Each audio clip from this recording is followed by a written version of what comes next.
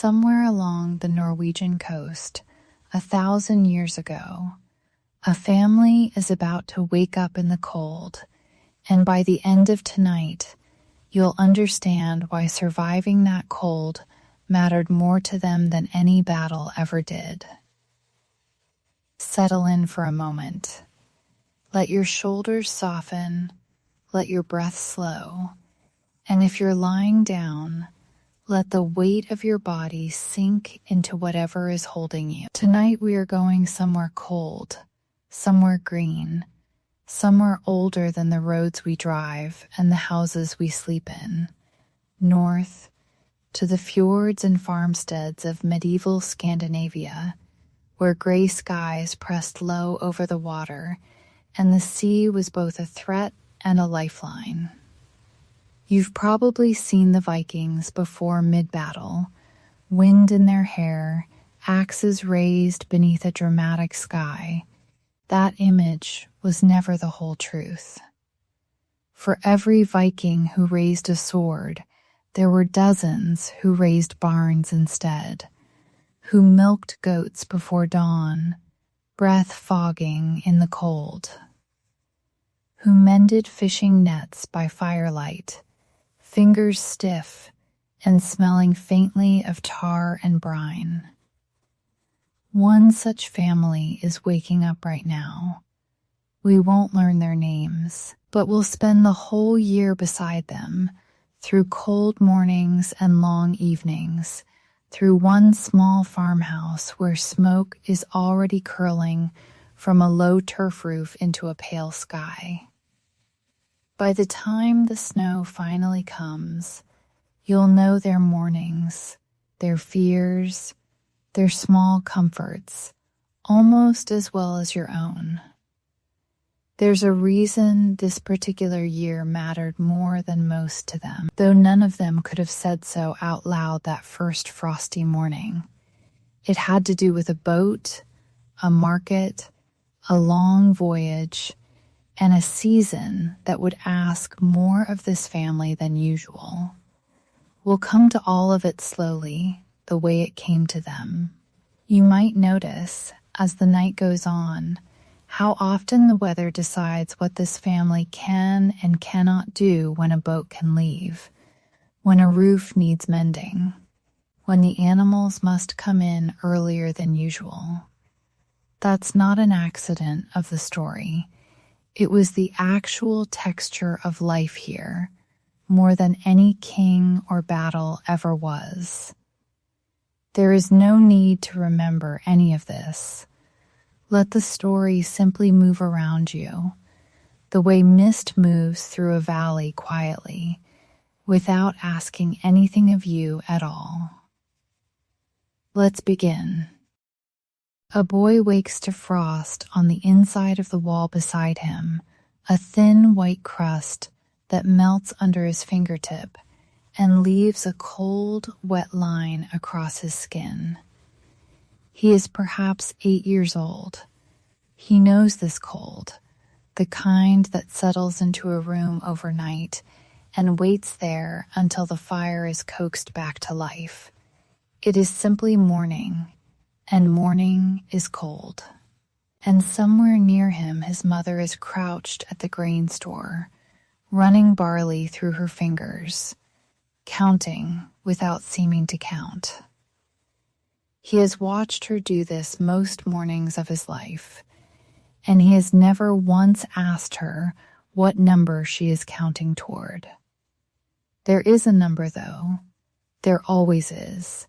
This time of year. This is the land the boy will spend his whole life learning a coastline of fjords and stone, patient and unforgiving in equal measure. His farm sits on a narrow shelf between water and mountainside, close enough that on still nights he can hear waves working against the rocks below, close enough that wind off the ice fields finds every gap in the timber walls and makes the hanging herbs above the hearth sway very slightly, even indoors. Elsewhere, the land wears a different face, Farther east, forests open onto lakes that freeze solid each winter, the ice groaning and cracking in ways that carry for miles across still air. To the south, the ground softens into gentler farmland, warmer, greener, closer to the rest of the world. But here, on this shelf of rock and grass, the soil gives little without a fight, and the boy's father's knuckles have cracked permanently from asking it to. The animals fill in what the soil can't. Sheep and goats pick across hillsides too steep for crops, their hooves finding holds the boy can barely see. Cattle stay close to the house, their low, warm smell drifting from the byre on damp mornings. Pigs root through the woods for acorns whenever they're let loose, grunting contentedly in a way that always makes the boy smile despite himself. And because summer is short and winter is long and dark, everything the family does now is quietly aimed at a date months away, a date none of them says aloud, though the boy has started to feel its weight the way you feel weather changing before it arrives. There's something else the boy doesn't know yet, standing there with frost still cooling on his fingertip. Before the snow comes this year, his father will make a journey longer than any he's made before, and the boy will be old enough, for the first time, to understand exactly what that means. The house itself is built almost entirely from what the land offers close at hand timber from the birch and pine forests inland, turf cut in neat squares and laid over a birch bark lining to keep the rain from finding its way through, stone gathered from the same fields that make farming here such stubborn work. Nothing about the building was imported or purchased whole. It was assembled, plank by plank and sod by sod, by people who understood exactly what their particular stretch of coastline could give them, and what it couldn't. The boy has grown up watching small repairs happen constantly, a loose stone reset here, a patch of turf replaced there, the way a person today might top off a car with fuel without thinking twice about it. Outside, the last geese of the season pass overhead in a long, uneven line, calling to each other as they go, and the boy watches them without really watching, the way you notice something you've seen every autumn of your life. His father glances up too, just briefly. Geese leaving this late, he mutters, half to himself, usually means the cold is close behind them. It's the kind of small observation nobody ever wrote down in any saga, but one that mattered enormously to a household deciding, this very week, how many more days it had before the ground froze solid. The fjords are quiet most days. Outside, his father stands with his face tipped up, studying a band of gray cloud moving in from the sea. He isn't thinking about frost patterns or crop yields the way a modern farmer might. He's only wondering whether the rain will hold off until midday, and whether the roof patched twice already this year will need patching again before it does. He glances toward the house once, the way he always does before starting the day's real work, as if checking that everything inside it is still exactly where he left it. Beyond the farm, the wider land stretches out, in shapes the boy has only half explored. A ridge to the north, He's been told not to climb alone. A stretch of birchwood to the east where his sister once got briefly lost as a small child and has never quite lived it down. A rocky point along the shore where the best mussels can be gathered at low tide if you know exactly where to look. None of it is mapped in any way we'd recognize. It exists instead as a collection of memories and warnings passed down inside the family, each landmark carrying its own small story that means nothing to anyone outside this particular household. The mother is already at the hearth by the time the rest of the house stirs, kneeling close, blowing gently on a nest of dry kindling until a thread of flame catches and holds.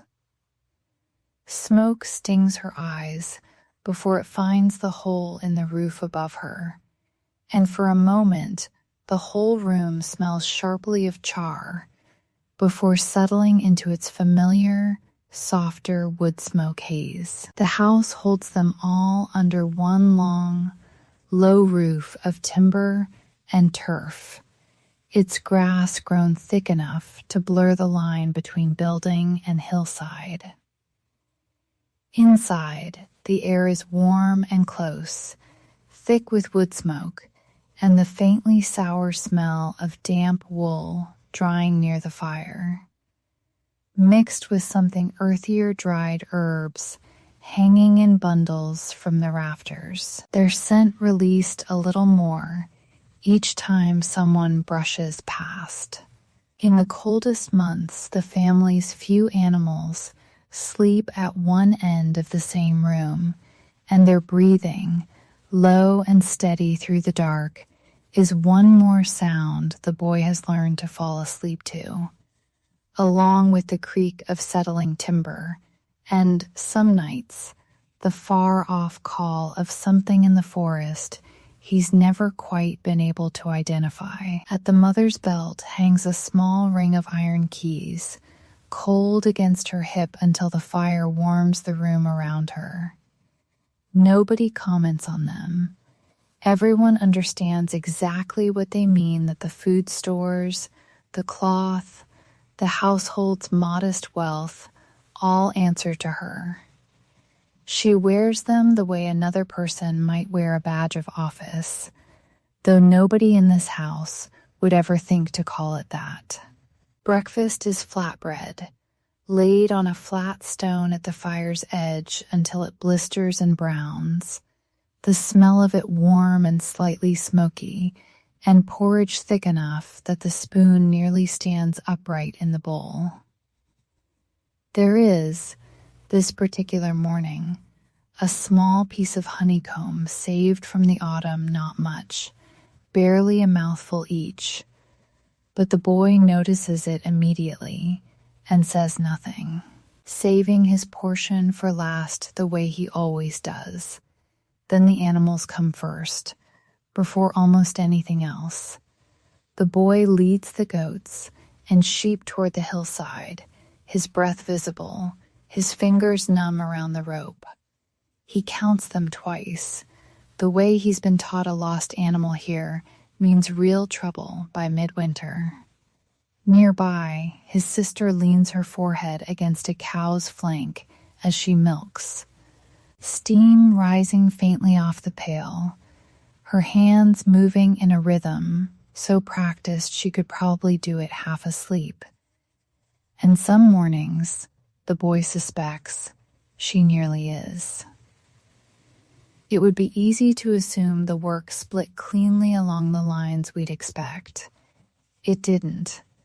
The keys at the mother's belt say more about her standing in this house than any blade ever could. And there will be moments later this year, moments the boy can't yet imagine, when that quiet authority matters more than anyone in the house realizes on an ordinary morning like this one. Between chores, there's washing to be done cold water from the barrel outside, splashed quickly over hands and face, never lingered over in this weather. Clothes are simple: wool tunics, trousers for the men, a long wool dress for the women, everything dyed in whatever plant colors the household could manage that year. Mostly browns and soft greens, occasionally a faded blue that the mother is quietly proud of. Nothing is wasted. A tunic outgrown by the boy will be cut down for a younger cousin 2 farms over before the year is out, and the sister's dress from last winter has already been let out once at the seams to fit her growing frame. The mother, once the fire is settled and breakfast cleared, moves to a second, smaller task before the heavier work of the loom begins carding wool, pulling it between 2 paddles studded with short wire teeth until the fibers lie straight and even, ready to be spun. It's quieter work than weaving, almost meditative, and she often does it while half listening to whatever conversation is happening elsewhere in the room, occasionally offering a single word that shows she's been following along the whole time. The grandmother, meanwhile, keeps to her own quieter corner of the morning. She rises later than the others now, her joints slow to loosen in the cold, and spends the first hour of her day simply sitting near the fire with a cup of warmed milk, watching the household move around her with the particular satisfaction of someone who has done all of this herself many times over and no longer needs to prove she still can. Occasionally, she offers a single correction, a word about the porridge needing more water, a reminder that the goats favor the north slope this time of year, delivered so quietly that a visitor might miss it entirely, though everyone in the house has learned to listen for it. By mid-morning, the yard is fully awake, smoke steady from the roof, voices carrying, the flat crack of an axe splitting wood echoing once off the hillside and gone.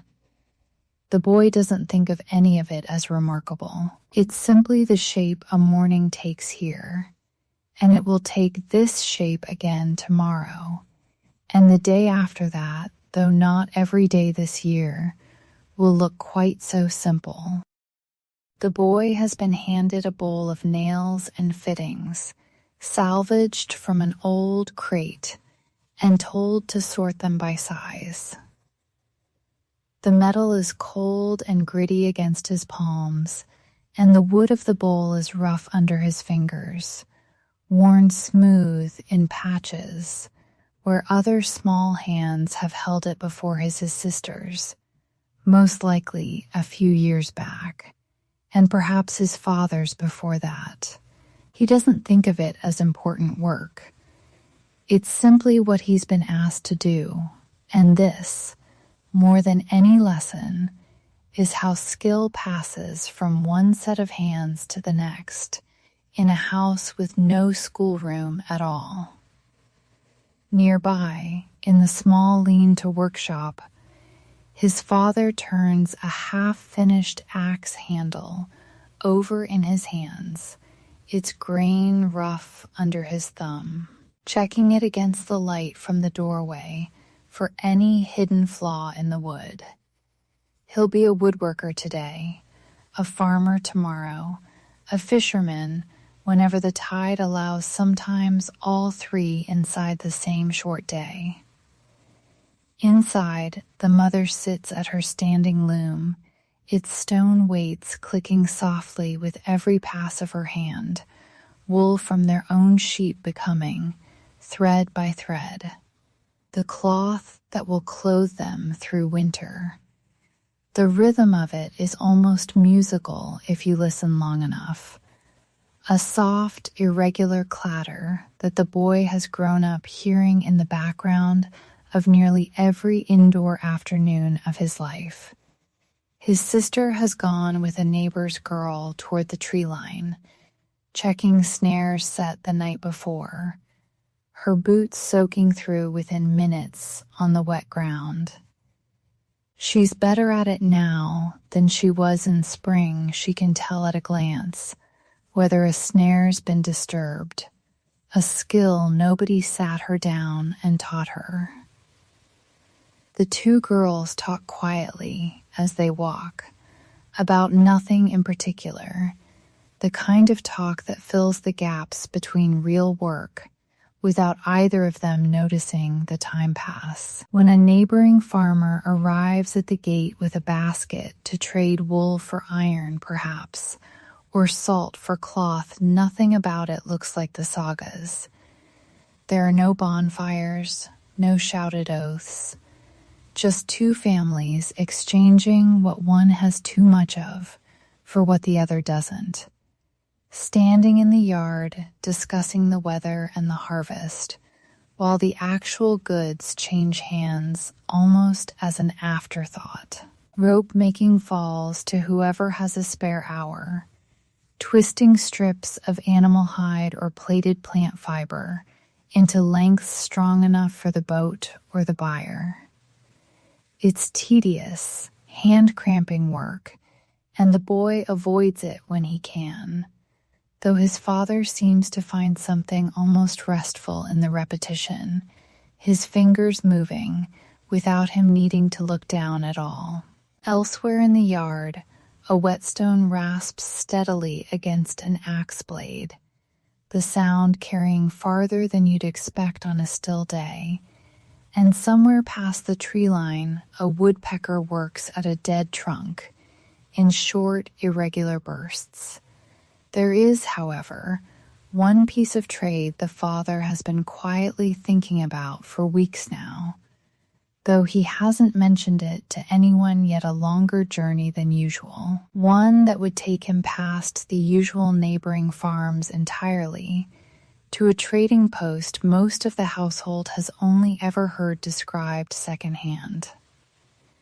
Later in the afternoon, the mother sets the boy briefly to a different task, holding a skein of wool taut across his outstretched hands, while she winds it into a tighter ball, a job that requires nothing from him but patience and stillness, both of which he finds surprisingly difficult after a full day of movement.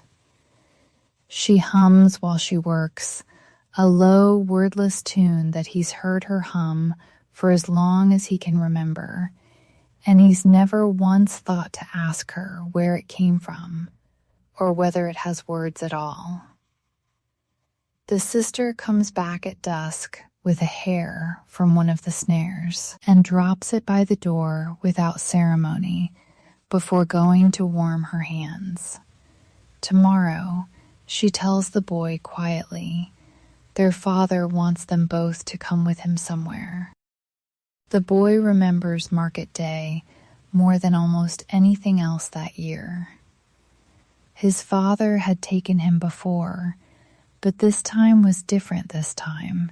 Standing at a trader's stall near the fjord, his father let him haggle for a new knife blade himself, only stepping in once, right at the end, to settle the final price. The boy remembered the noise most of all, strangers laughing in words he didn't recognize, tar and salt and roasting meat thick in the air, soapstone bowls and antler combs laid out on cloth-dyed colors his family could rarely afford.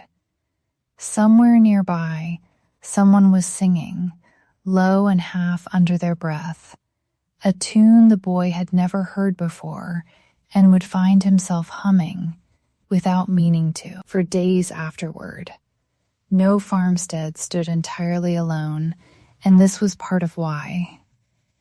A short walk through the trees brought them to a small cluster of neighboring farms, close enough that smoke from several roofs could be seen at once on a clear morning. When disputes needed settling, free men from those farms gathered at a local assembly, a thing, to argue and judge it out in the open air. No walls, no benches, just a clearing and cold underfoot. The boy had gone once with his father to watch, though he understood little of what was actually decided that day, only that the men spoke for a very long time and that everyone seemed to take it seriously. Most people here never met a king in their lifetime. They knew their neighbors instead, by the sound of their voices from 2 fields away. Even the word Viking meant something narrower than we now assume an activity, a season spent raiding or trading overseas, not an identity. Most people, including this family, never went Viking at all. Other children ran between the stalls that day too, playing some quick chasing game with rules the boy never fully worked out, while a group of older girls sat together nearby working small bone needles through scraps of leftover cloth, laughing at something none of the younger children were allowed to hear. An old man near the edge of the gathering played a simple stringed instrument, something between a harp and a lyre, the notes thin and a little uneven but oddly pleasant, carried on the sea air. Nobody seemed to be in any particular hurry. That, more than anything, was what made it feel different from an ordinary day. But something the boy overheard at the market that day stayed with him longer than the knife blade did. 2 traders, further down the row of stalls, were discussing a coastal route to the north, a longer, colder run than the one his father usually made. He didn't think much of it at the time. He would think of it a great deal more. Later, walking back from the market, gathering along the coastal path, the boy asked his father why they didn't go to gatherings like that more often. His father considered the question longer than the boy expected before answering, because, he said finally, a farm doesn't tend itself while you're busy enjoying yourself elsewhere, and there was a kind of respect in that answer the boy wouldn't fully understand for a few more years yet. By late afternoon, the light over the fjord had already begun to soften. The mother rose from her loom to check the fire. The sister came running the last stretch home, half proud of the hair swinging from her hand. Out past the tree line, the father stood a moment too long, looking toward the water, already thinking of the trading post he meant to reach before the season turned to thought the whole household would feel the weight of soon enough. That night, after the fire was banked low and the children asleep, he mentioned the idea to the mother for the first time, not just the trip itself, but the notion of bringing the boy along. She was quiet for a long moment before answering, and whatever she said, it settled the matter, because by morning it was simply understood, the way most important decisions in that house were understood, without ever needing to be announced. The mother's hands are rarely still these weeks, chapped red at the knuckles from cold water and rough wool. Autumn in this house means arithmetic every basket of grain, every strip of fish, every round of cheese a small calculation against the winter ahead. Fish hang stiffening in the wind until it hardens enough to last the darkest months, rows of it strung along a wooden rack outside, turning slowly gold and leathery in the salt air. Meat, when there's meat to spare, smokes slowly in a small outbuilding, the smell clinging to hair and clothes for days afterward, so thoroughly that the boy's sister complains, half joking, that she can taste it in her own hair when she braids it at night. Turnips and cabbages go into a shallow pit beneath the floor, the earth there cool and faintly sour even in summer.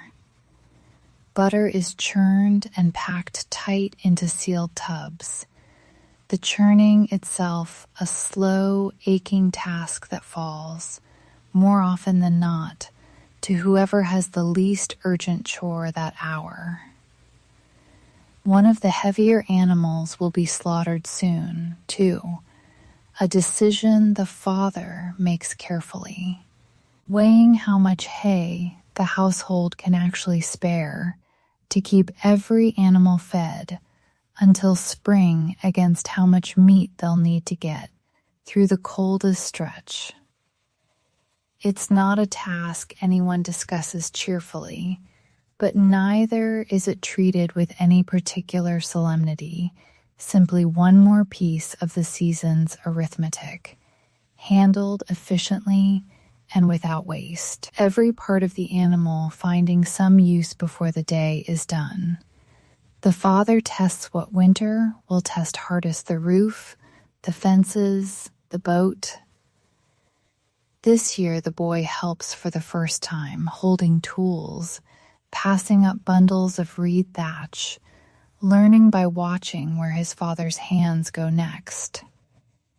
It's slow, patient work, and neither of them says much while they do it. Though once, near the end of the afternoon, his father pauses and asks him, almost offhandedly, whether he thinks he's ready for a longer trip on the water one day. The boy says yes, before he's even finished thinking about it. The boy doesn't experience these weeks as a countdown. He experiences them as the smell of drying fish on the wind, the tap of his father's hammer against the roof, the particular gold the light turns in the hour before the days grow noticeably shorter. The grandmother, watching all this from her place near the fire, occasionally offers a memory from a harder year, decades before a winter, when the stores ran thinner than anyone liked, and the household made do with less than usual until the first spring catch came in.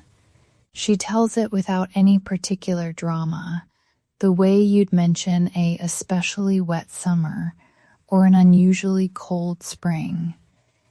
And the boy has come to understand that these small stories are less warnings than simply facts about the land passed down the only way facts like that ever got passed down here, through repetition, at exactly the moments they were most useful to remember. By the time the first hard frost arrives to stay, the stores stand as full as they will ever be. Whether that's full enough, no one can say yet, and by evening, when the fire is built back up against the cold, that uncertainty settles quietly into the background of the household's night, the way it always does this time of year, waiting to be answered by whatever the winter actually brings. The mother pauses near the doorway that evening and glances, briefly, toward the tree line, a habit so small she might not notice herself doing it.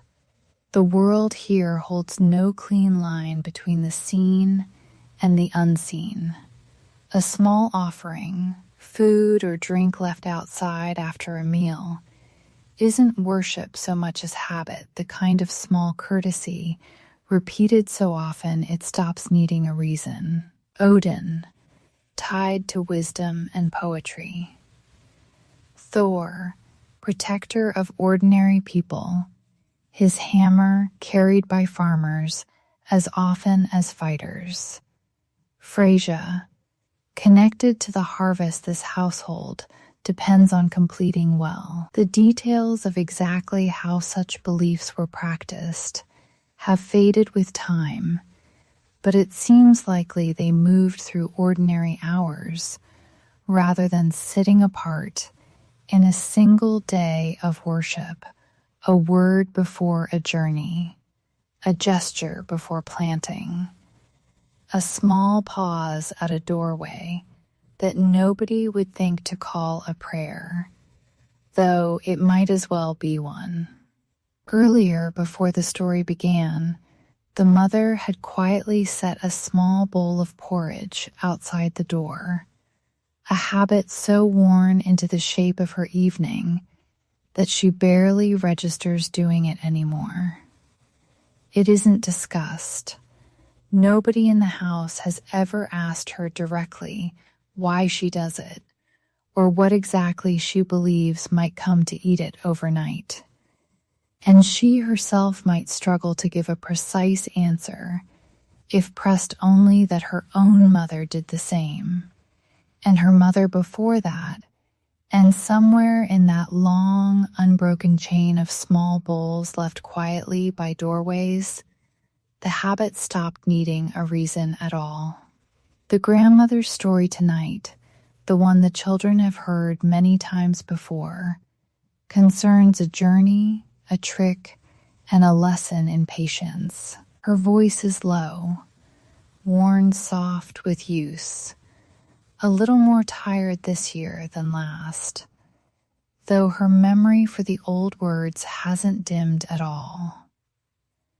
The room settles around it the way it settles around most things she does without announcing them. The boy notices, this time, that she pauses a little longer than usual at one particular part of the story, the part about a traveler setting out alone across dangerous water, and he wonders, just for a moment, whether she's thinking of anyone in particular. Earlier that same day, the father had carved a small set of simple marks into a new wooden peg, destined for the boat not riding exactly. Not in the way we'd recognize it, but a kind of practical marking system some households use to track ownership, tally goods, or simply leave a small personal signature on an object they'd made.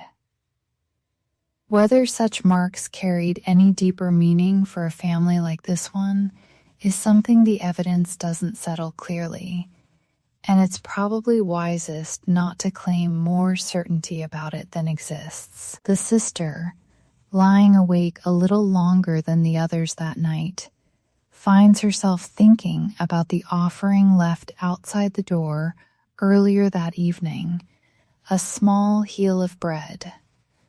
Nothing more, and wonders, not for the first time, what exactly it is they're meant to be thanking, or asking, or simply acknowledging.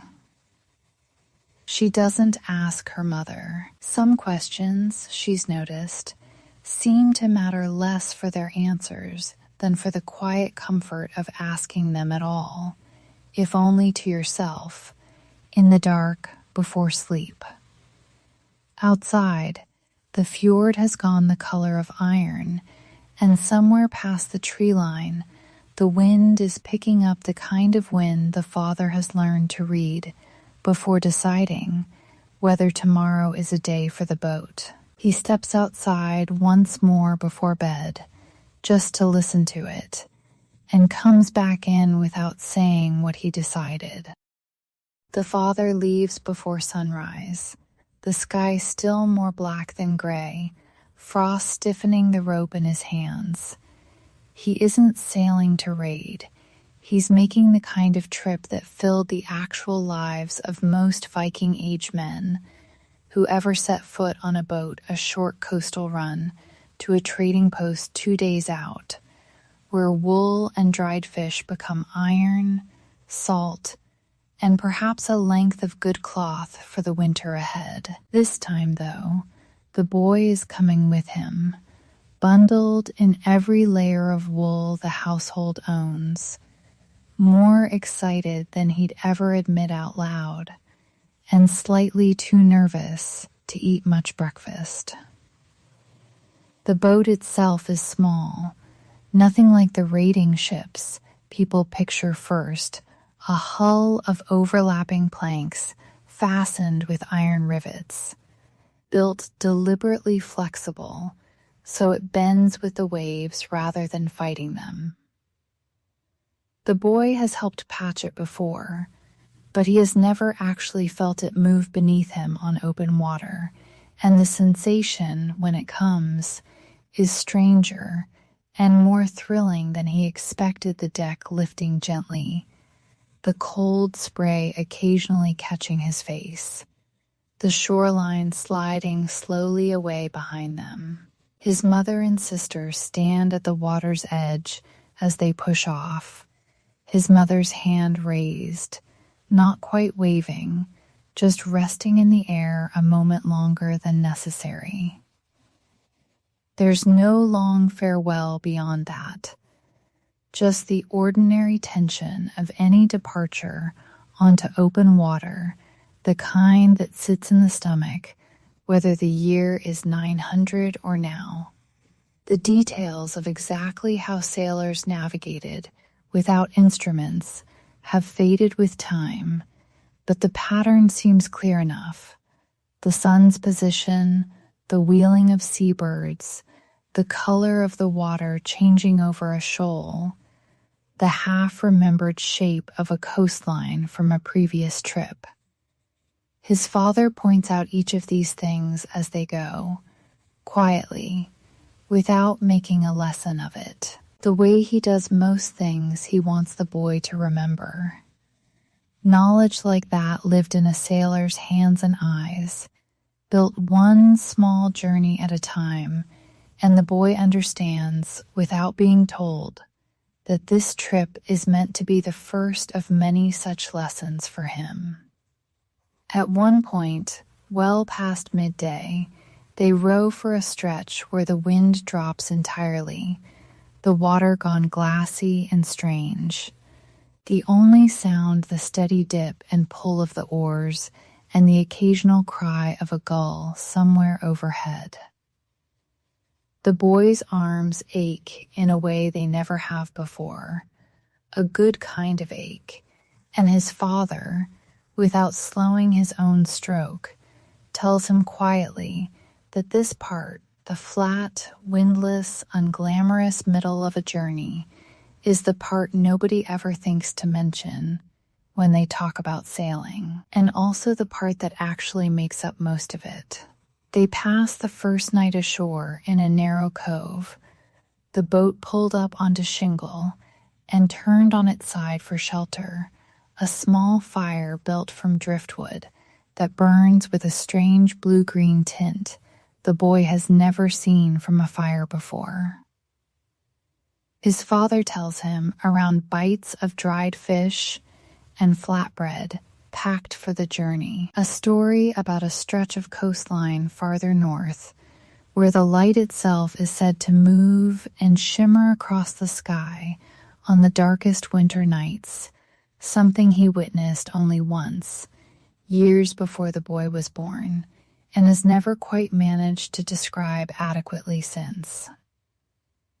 The boy falls asleep before the story properly ends, lulled by the sound of water against the hull and his father's low, unhurried voice.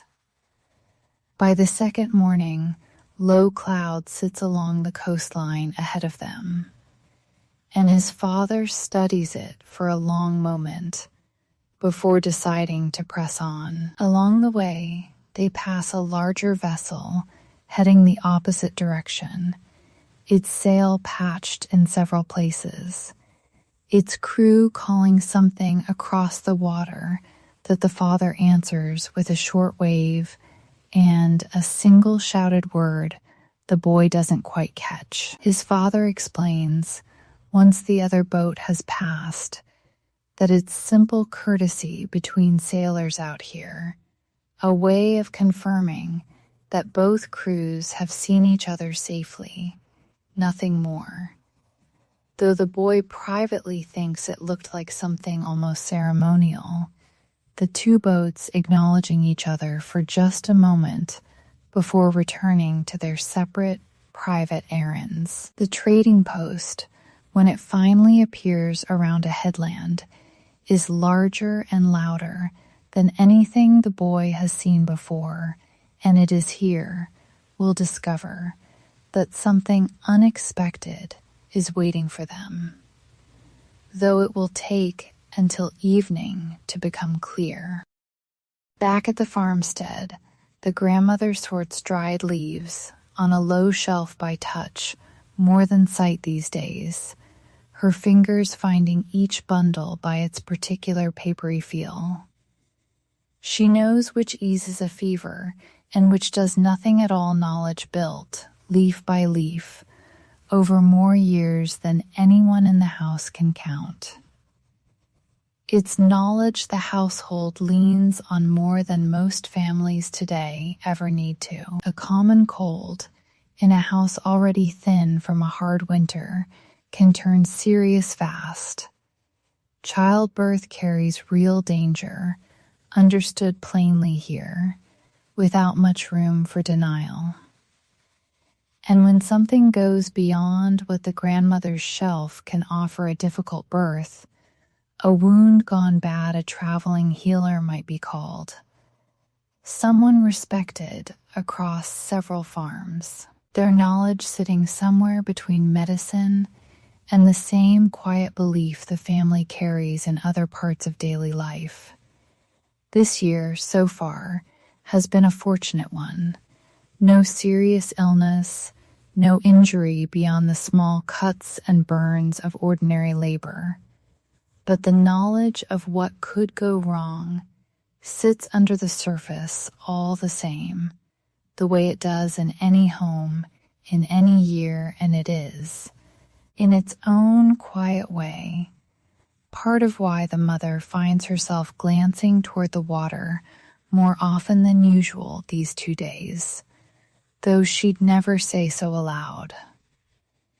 When the sister nicks her thumb on a rough edge of the loom that same afternoon, the grandmother barely looks up before instructing her to fetch a particular dried leaf from the third bundle on the shelf, crushed and pressed directly against the cut. It stings sharply at first, then settles into a dull, manageable ache, and by the next morning, the cut has already begun to close cleanly. Nobody in the house could explain why it worked. It simply always had, for as long as anyone could remember, which was reason enough. The sister has taken over most of the boy's usual chores while he's away, and finds herself, more than once, wondering what the trading post actually looks like, having only ever heard it described. She asks the grandmother about it that evening, and the old woman, smiling faintly, admits she has wondered the very same thing herself for most of her life, and never once gotten to see it.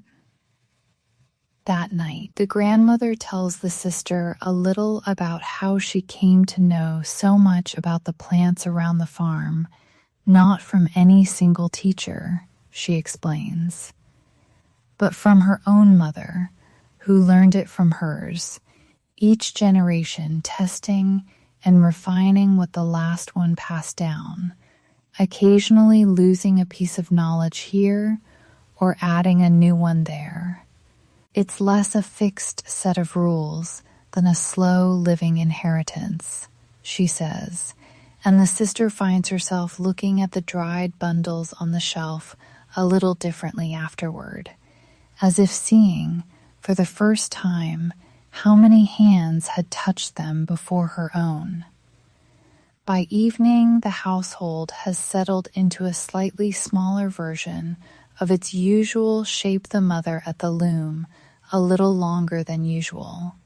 The grandmother resting near the fire, the sister finishing the day's last chores alone. There is still no sign of the boat, but there wasn't expected to be, not yet.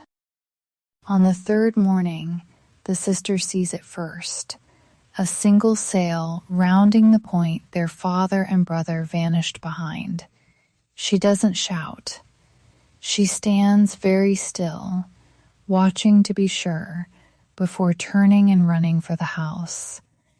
The boat rides slower than it did, leaving sacks of salt against the hull, iron tools wrapped in cloth, a length of dyed wool the father won't say who it's meant for, not yet. And beside him, working the second oar with an ease that wasn't there 4 days ago, is the boy, sunburned faintly across the nose despite the cold, grinning before the boat has even touched the shallows. There's no crowd waiting, no dramatic reunion. The mother steps down to help pull the boat in, her boots sinking into wet gravel, her eyes finding the boy's face for a long moment before she says anything at all.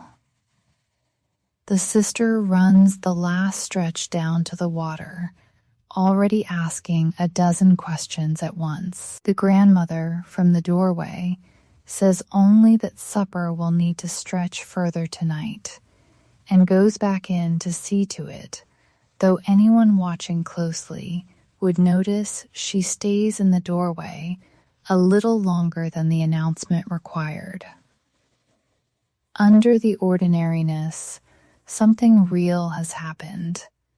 The father went out onto open water with his son beside him for the first time, navigated by memory alone, traded fairly, and came home unremarkable by the standards of a single household, and entirely dependent, all the same, on generations of hard-won skill now quietly beginning to pass to a second generation.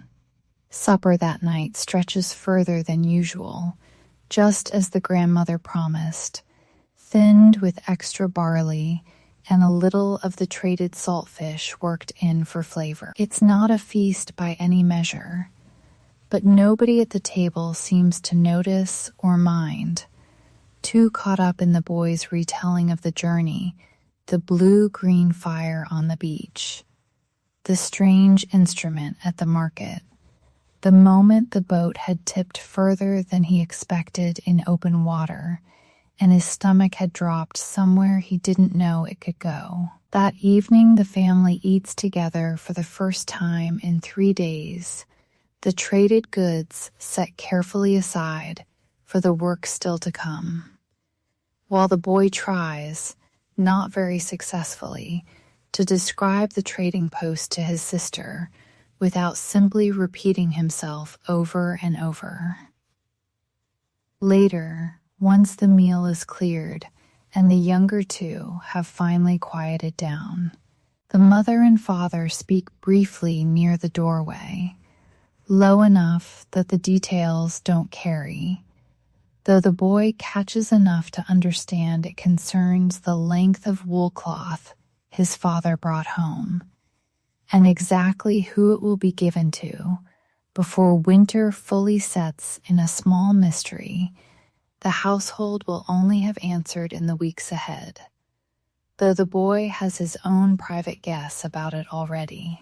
Outside, the light over the fjord dims the way it always does. Inside, for tonight, everyone the house needs is under its roof, and the season, though no one says it aloud, has quietly turned a corner. What comes next will ask something different of all of them.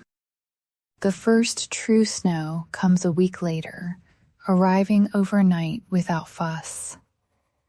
There's a stillness in the air the boy notices before he sees anything at all, and later, lying in the dark, he hears something new, the soft, irregular drip of melting snow sliding off the warm turf roof above him, one slow drop at a time, a sound that will become the background music of the whole season ahead. From here until spring, the farmstead's world will shrink.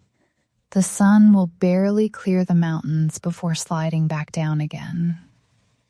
Life folds inward into the long room lit by fire and the thin daylight leaking through the smoke hole. But shrinking doesn't mean stopping. The mother's loom sees more use than ever. The father repairs tools by firelight, his breath visible even indoors on the coldest nights. The grandmother's stories stretch longer now, and this winter, for the first time, the boy notices he can follow the whole of one without needing anyone to explain the harder words, something that simply happened to him somewhere over the past year, the way growing happens, without a single moment you can point to. His sister, watching him retell parts of the trading post journey for what must be the 10th time that week, only rolls her eyes a little, though she always seems to find a reason to be nearby when he starts telling it again. She has begun, without quite admitting it, teaching herself a little of what he learned about reading the water and the wind, asking him careful, half-disguised questions about the trip whenever the two of them are alone doing chores, as if she means to be ready herself the next time such a journey comes up for discussion. Some evenings are given over to smaller amusements, a simple carved board game played with pebbles and a scattering of small bones, rules argued over more than the game itself really requires. The father usually winning against the boy and losing, with what looks suspiciously like deliberate carelessness against his daughter. Other nights, the boy practices whittling a small wooden animal of his own, encouraged by his father's occasional glance and rare word of correction, the shavings collecting in a small pile by the fire that the mother sweeps up without complaint each morning. There's real comfort in it, too, a warm fire on a bitter night, a shared meal after a short, hard day, a closeness built from having no real choice but to depend on one another completely. And though none of them could say exactly when it happened, something about this particular winter feels different from the ones before it, quieter in some ways, fuller in others, the whole household settling into itself a little more completely than it had the year before.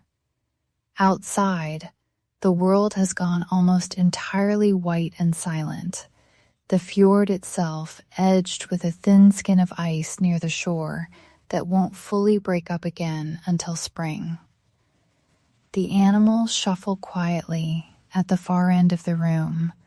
The father's tools rest half-finished on the workbench until tomorrow, and the mother's loom sits still for the first time all day, its stone weights hanging motionless in the dark. Snow keeps falling softly outside as the fire burns low. One by one, the household settles toward sleep in the same farmhouse where families before them settled the same way for generations, and where families after them will do it again. If you are still here, still listening, perhaps you are already somewhere between this fjord and your own quiet room. We spent this year with a family history rarely bothers to name, a boy who learned the shape of frost, and later the shape of his own growing capability, out on the water beside his father. a mother who counted barley by feel and kept a whole household's wealth quietly at her belt. A father who read the sky before deciding whether to mend a roof or whether to sail. A sister who learned to read a snare at a glance, and a grandmother whose memory for old stories never once dimmed, even as everything else about her slowed. Not warriors, not legends, just people, a little more capable at the end of the year than they were at its start, in ways too small to notice happening. That, more than any battle, was Viking life for most of the people who lived it. It looked like a bowl of nails sorted by a child's hands. It looked like a mother's keys warming slowly against a fire. It looked like a boy taking his place at a second oar for the first time, and a father deciding quietly that he was ready. None of it made it into any saga. Sagas were written about kings and voyages and feats worth remembering across generations, and there is nothing wrong with that. Some of those stories are extraordinary and worth their own quiet evening someday. But for every name preserved in a saga, there were countless families like this one, living and working and growing old within sight of the same fjord, leaving behind nothing more than the outline of a longhouse in the earth and the faint scattered evidence of the lives they lived inside it. The fire burns low now. Outside, snow settles quietly across the fjord, filling in the footprints from the day.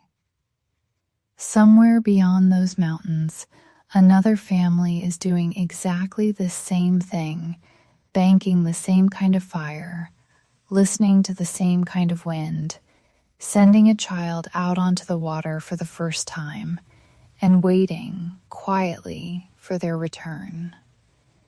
And after 1,000 years, in the ways that matter most, perhaps we are not so different from them at all. Rest well.